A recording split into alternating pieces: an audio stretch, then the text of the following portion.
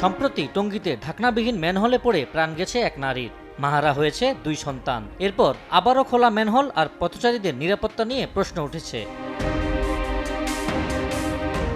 রাজধানীর city corporation ও ওয়াসার manhole রয়েছে ৭৪,০০০-এর বেশি। এর মধ্যে ১০% ঢাকনা নেই। বর্ষা মৌসুমে মৃত্যু ফাঁদে পরিণত হয় প্রতিটি খোলা ম্যানহোল।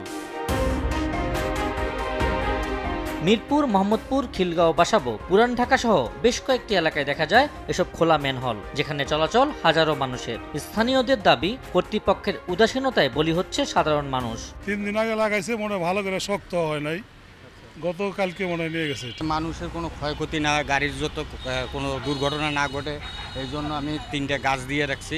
বৃষ্টি আসলে গাথা দেখার মতন কোনো সুযোগ থাকে না, যদি কেউ পরে না দেখা নিশ্চিত মারা যাবে। যখনই এই জিনিসটা খোলা থাকবে বা ভাঙাচোরা দেখা যাবে তখন এটা মেরামত করা উচিত আমার মনে হয় সিটি কর্পোরেশনের। সংবাদ মাধ্যমের তথ্য মতে ম্যানহোলে পড়ে গত 5 বছরে ঢাকা উত্তর সিটিতে 7 জন ও ঢাকা দক্ষিণ সিটিতে প্রাণ গেছে 5 জনের।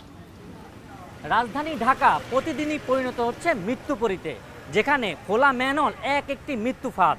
বৃষ্টি হলে তা আরও ভয়াবহ আকার ধারণ করে। এতে প্রায় ঘটে দুর্ঘটনা।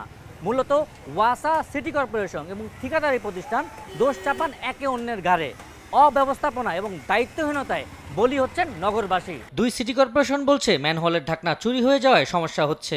বিকল্প ব্যবস্থায় ঢাকনা ব্যবহার করার পরিকল্পনা নেওয়া হয়েছে বলেও জানান তারা। ম্যানহোলের ঢাকনা যেটি চুরি হয়ে যায় সেটা বিকল্প আমরা ঢাকা দক্ষিণ সিটি কর্পোরেশনে ভাবছে। একটি ফেব্রিকের তৈরি হবে এবং পরিবেশ বান্ধব হবে, এবং এটি লোড ক্যাপাসিটি আমরা পরীক্ষা করছি। যদি এটি সাকসেসফুল হতে পারি, দুর্ঘটনার ক্ষেত্রে এরকম খোলা যদি থেকে থাকে, এটা অবশ্যই জনগণের জন্য একটি মারাত্মক ঝুঁকিপূর্ণ, তো সেটিও রোধ হবে। জনগণকে একটু সচেতন হতে হবে, কারণ তাদের ছোট একটা চুরির জন্য কিন্তু একটা দুর্ঘটনা এবং অনেকের জীবন পর্যন্ত চলে যাচ্ছে। এফআরপিটাকে, প্লাস্টিক যে ঢাকনাটা, ওটা যদি আমরা গুণগত মানসম্পন্ন তৈরি করতে পারি অথবা ইম্পোর্ট করতে পারি, তাহলে হয়তো এই চুরিটা এবং এই ম্যানহোল কাভার খোলা থাকার টেন্ডেন্সি, ইনসিডেন্টগুলো কমে আসবে। পরিকল্পনাবিদদের মতে সরকারের উচিত আধুনিক প্রযুক্তি ব্যবহার করে এই সংকট নিরসন করা।